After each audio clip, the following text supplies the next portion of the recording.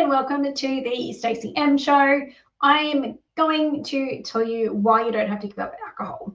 So it's probably a cheeky topic because maybe in some cases you do need to give up alcohol for health reasons. But probably a few months ago now, I did an episode on why I gave up alcohol and then kind of went back to it and then kind of have given up again.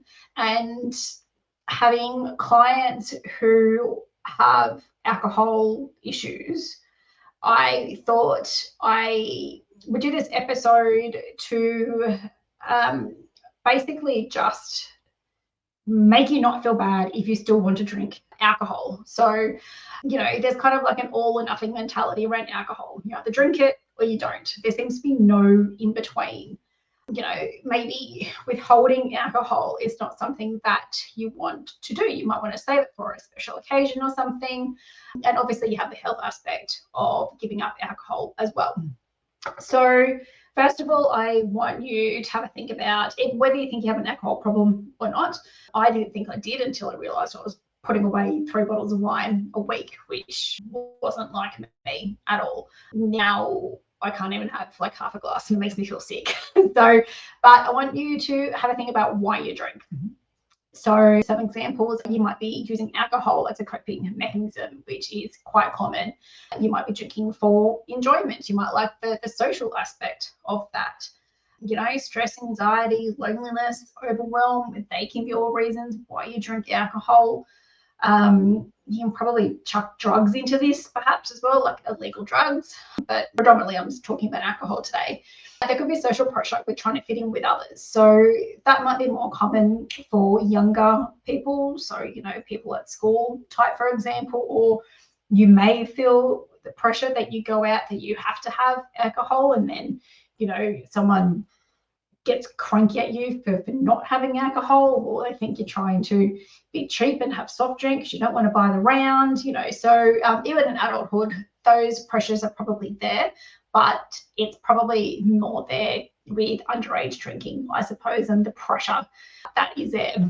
Well, I'm assuming it's still there, was there when I was in high school, You could be drinking alcohol to celebrate achievements and marking special occasions. So where alcohol got put into celebrating things, I'm not sure. Same as kind of like birthday cakes and all the unhealthy foods that usually come with celebrating a birthday. But, it could be celebrating an achievement. It's quite common for champagne to go around, chin glass, drink. So it could be celebrating moments as well. Habit and routine is one. I think that was kind of where I was. I was literally walking in the door after picking the girls up from school and going straight to the fridge and getting a glass of wine. So for me, how it got to that stage, I'm not entirely sure, but it was definitely a habit. I'd walk through that door and I'd go straight to the fridge to get a glass of wine before I did anything. So habit and routine, it's usually unconscious until you kind of become conscious and realize the choices that you are making might not be suiting you. And self-medication as well. So you might be self-medicating yourself with alcohol to save you from dealing with the real root cause as to why you're drinking alcohol in the first place. I'm not necessarily going to go into what is deemed an alcoholic. I don't want anyone to feel bad if I say something and then that's what you're drinking and then, you feel even more crap about yourself. There are different perspectives on what an alcoholic is, and some of them aren't. I don't think are correct. So yeah, whether you drink a bottle of wine a week or whether it's 2 bottles of wine a week or whatever, it is what it is. But I'm not going to go into how much alcohol makes you an alcoholic because I just don't think it's relevant. You should know whether you have an issue with drinking. If you don't, maybe ask a family member or friends if they think you do. But hopefully if you have friends like that, they will be telling you that, hey, we're a little bit concerned that we think you're drinking a little bit too much. But so if you're using it to numb pain, it doesn't help you with the root cause as to why you're drinking alcohol. So I know from a therapy perspective, a lot of alcohol addiction is due to abuse from childhood, bullying, sexual abuse on top of that. So it's from something negative parents were heavy drinkers and you think that that was just the norm, that you're heavy drinkers, you put away, I don't know, a bottle of, I don't know, rum or something, a week, that's the norm. So, but realize that if you are using alcohol to numb something, it's not really a fix. It's just numbing you for a specific period of time until you need to drink again to numb that pain again. So dealing with the root cause as to why you're drinking alcohol can really help you if you wish to reduce your alcohol consumption. There's obviously long-term consequences of drinking a significant amount of alcohol. There's a lot of health concerns related to that. So, if you need to give up for health reasons, that could still be really hard because someone's telling you you have to give up. So it might not be necessarily that you want to give up the alcohol, but a doctor's told you that you have to give up the alcohol because it's killing you inside. It's stuck to liver, and then you're going to get to a point where it's irreversible.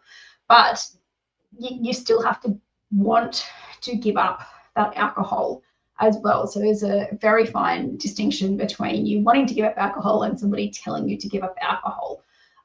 Because it's possible that if someone is telling you to give up the alcohol, even for health consequences, that's probably still not going to be enough to get you to stop the alcohol. So, but again, that's kind of coming down to the root cause as to why you drink alcohol in the first place.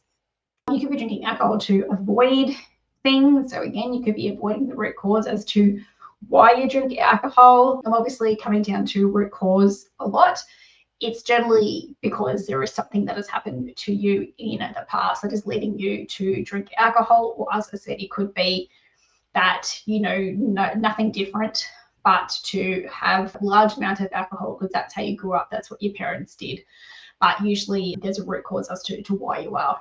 People like the feeling it gives them as well. I'm not necessarily referring to the hangover component of it, but similar to a drug, people like the feeling alcohol gives them. It gives them maybe a little bit more Dutch courage. It might relax them a little bit as well. Again, I'm going to go back to that whole root cause. Is there a connection between the feeling that you have from alcohol? Are you trying to what's a reason you want to feel, relaxed? Okay, so that's probably pretty obvious. Are there other ways that I can relax as apart to, downing a bottle of wine a day or something like that? So that's another one. I'm going to go into the therapy side of it again, because if you don't know, I'm a clinical chemotherapist and I have done research into this because I know a lot of relationships end because of addiction. So there's other things out there as well, but alcohol, drug addiction, sex addiction, gambling addiction, specifically I'm obviously talking about alcohol today, but addiction, it can be a large cause of marriage separation. So a relationship separation, marriage separation, whatever.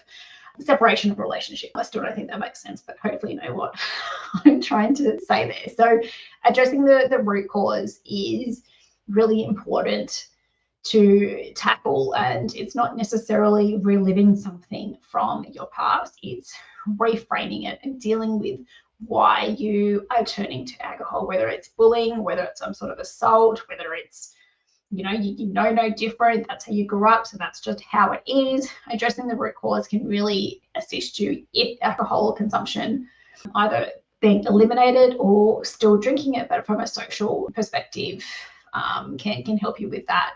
If you're using it for a coping mechanism, there is probably a better coping mechanism for you than downing alcohol, so that can be discussed as well. It might be that instead of grabbing, that glass of wine, it might be you go for a bath, or you go for a walk, or you play with the kids, or play with your dog, or whatever it might be. So that's something that we can work through as well. Reframing your relationship with different emotions. So you might be drinking because you're happy, sad, cranky, everything in between. So having systems in place for you to realize what emotion brings on me wanting to drink alcohol and how we can change that as well. breaking an unconscious pattern and triggers can be really, really difficult. You need to know what that trigger is. That could be that emotion that I was talking about. You might come home cranky, then you go straight for a drink. I know that when I used to buy my bottles of wine, it was usually was on a Friday afternoon, and I reckon half of the town was there buying their alcohol on a Friday afternoon, and a lot of people were, professionals like lawyers and accountants, and it's like, it's a shit week. I'm gonna go home and down this bottle of, vodka or wine or whatever. So, I know that is something definitely that I have noticed, but knowing what that trigger is and knowing what the patterns are around that alcohol can help you either eliminate or reduce your alcohol consumption. Emotional resilience, I think, can be taken kind of with a grain of salt. The word resilience is not something that I'm kind of overly happy with. I don't know. I think it's sometimes a little bit unrealistic for the whole resilience thing. Like, where does that go? People will tell our kids to be resilient. I'm like, okay, well, how resilient do you want them to go when they're being significantly bullied and things like that? So resilience is a word I don't usually use, but I have popped it in here just in case some people, what's the word I'm looking for? Yeah, are drawn to it. I don't know what the word is there. I lost my train of thought. But it's there. Mental health can obviously play a large part in alcohol consumption as well. So I think there's something really big in society about clean living and perfectionism, and your diet has to be like A-OK, and you'll jump on Facebook and you're smashed with all these, ads for eating clean, eating healthy, being vegan, being plant-based, whatever it is. There's so much perfectionism expectation out there that I don't think it's realistic. So, if there is something that is triggering you, whether it's a page that you follow or something, maybe unfollow them so you're not seeing that every time. But I do think having that perfectionist clean living mentality is just it's not for everybody to start with. Not everybody wants to do that. You shouldn't be shamed for wanting to drink alcohol. But yeah, I think the whole perfectionist eating type thing can go definitely too far.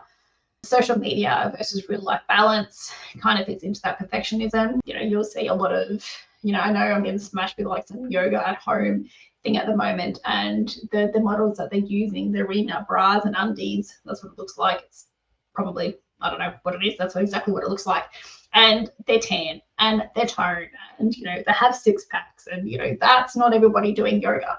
Where are the people who are starting out in yoga? Where are the guys? It's all females with hardly any clothes on. So that can be really hard for people to see, and then they feel bad that they're not that person and that they can't start to get healthy because they're not there. But you might not want to get there either. You might just be wanting to do, you might just want to go for a 10-minute walk. You might want to just take your dog around the block or something like that. So yeah, and obviously we have AI photos now as well, and if they're done right, it's really hard to find out what's a real photo and what's an AI photo. The guilt and shame around occasional drinking. So I know with the people that I've worked with, they were consuming large amounts of alcohol, but they did not want to stop drinking alcohol. So they all had significant health issues, because they were vomiting, because they were so intoxicated, that was starting to affect them with all the acid. Their teeth were starting to rot. Their liver was obviously struggling, but they did not want to give up alcohol. They just wanted to have a better relationship with alcohol and be social drinkers. So that is okay too. So, that's why I kind of titled this, you don't have to drink, you don't have to give up alcohol. You don't. If you want to be a social drinker, be a social drinker. If you don't want to give up alcohol at all and you want to keep being a heavy drinker, then that's your choice too. Obviously there's consequences of that, but if that's your choice, that's your choice. I'm assuming you're a grown adult and you know what the consequences are of that. But don't think you have to give up alcohol. If it's for health related reasons, perhaps you should strongly think about it. But again, you have to be the one that wants to give up alcohol, not somebody telling you, because usually that doesn't quite work.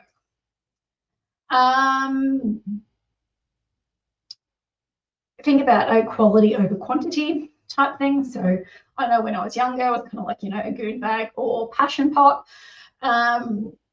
maybe think about, okay, so how about I drink alcohol, but I drink a really high quality bottle of wine type thing, and I'm surrounded by vineyards here. Do you think I can think of a name of vineyard around here? But you might want to skip on the cheap stuff and just have a quality glass, or if you're out of the pub or something, have a quality glass of wine and not your cheap stuff. So have a think about that as well. What else did I have?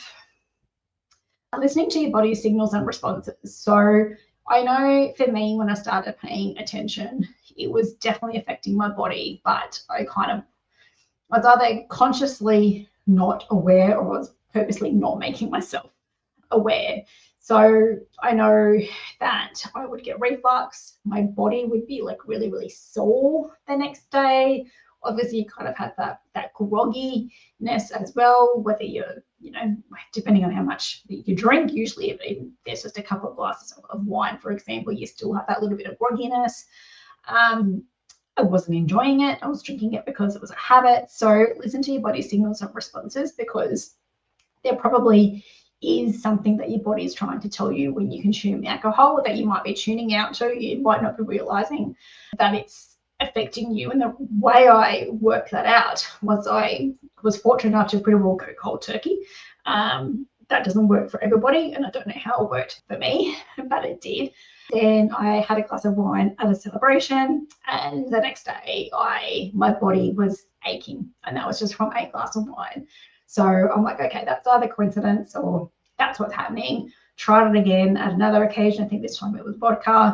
Same thing. So it was either a coincidence and my body was so sore and achy from those two, drinks of alcohol, or, it was just something that happened. So yeah, think about the signals that your body's trying to give you if you are consuming that alcohol.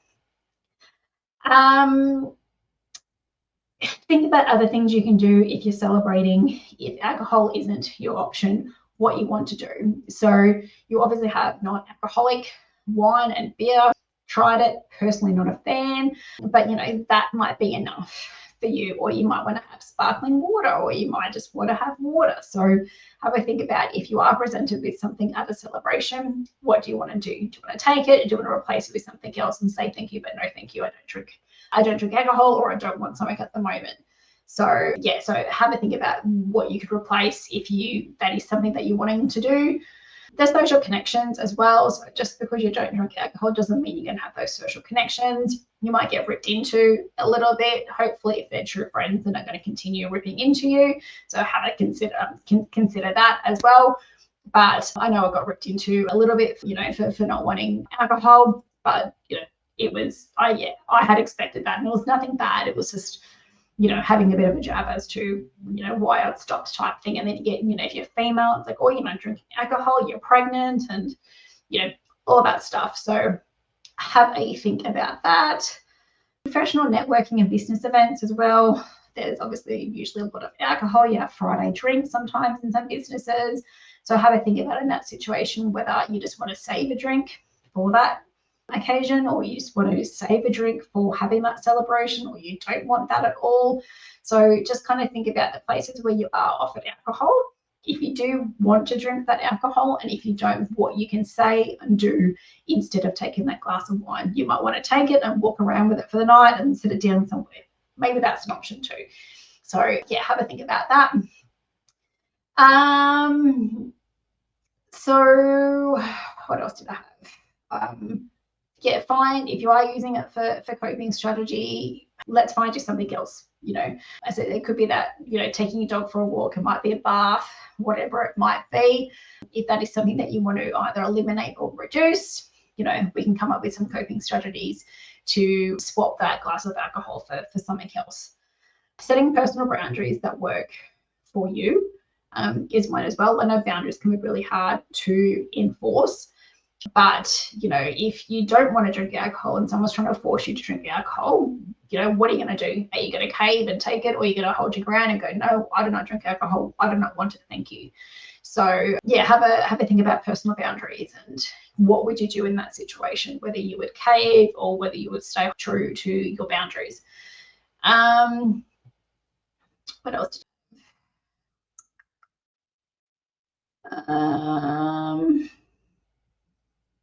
I kind of didn't really have anything else. That probably just have a regular check-in with yourself. So if you do have a glass of something or a bottle of alcohol in your hand, you can try and have a conscious thought as to, okay, why do I have this in my hand? Is it because it's routine and that's what I do when I get home?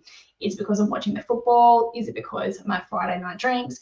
Is it because I'm with this person? Maybe you got that person that drinks a lot of alcohol and they're the one that influenced you to have that alcohol. So try and check in with yourself to work out why you are drinking and then how you feel about that. So whether you're okay, you know what, I'm all right to have this drink, but I'm going to stop at 1, or I'm going to stop at 2, or I'm not going to have anything at all. So just try to check in with yourself when you do have that alcohol to work out whether you might be trying to numb pain, for example. That could be something as well. You might be cranky and then that has triggered you to go to the alcohol. So just try and check in with yourself to see whether there's any thought patterns or emotions happening with that.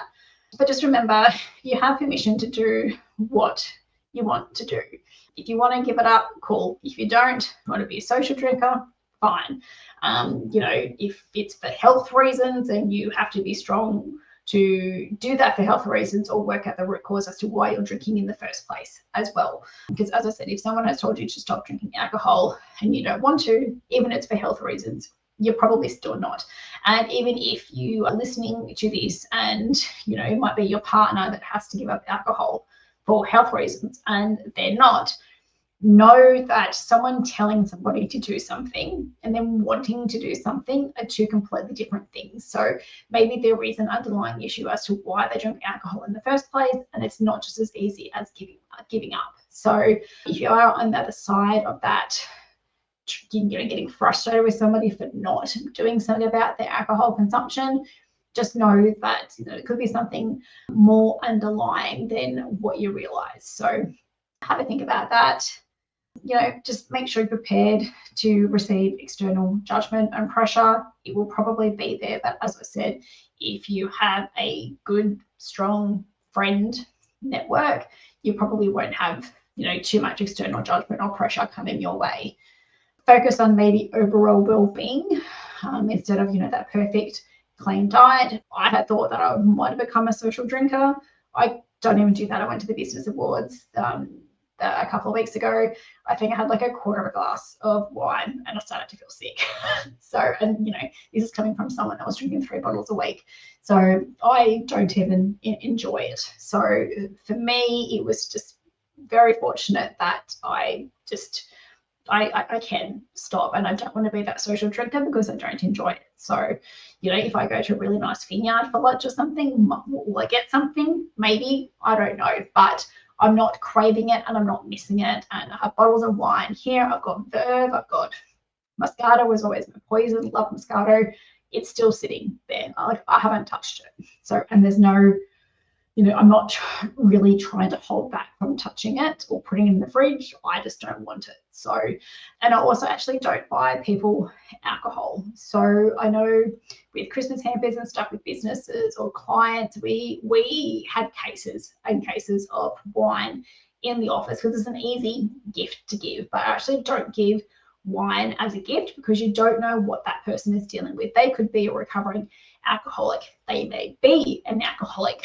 So if you are buying gifts, just take into consideration whether you do actually want to buy alcohol for somebody, because you just, unless you know the person, but if you don't, just have a think about whether there's something more appropriate that you could give somebody than some alcohol.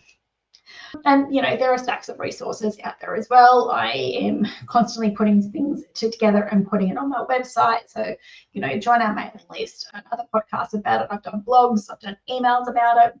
So make sure you subscribe to the emails if you haven't already, and you're getting all the freebies that I put together for you as well. But hopefully that has given you a little bit to think about, or you share this episode with somebody who might be dealing with some alcohol issues.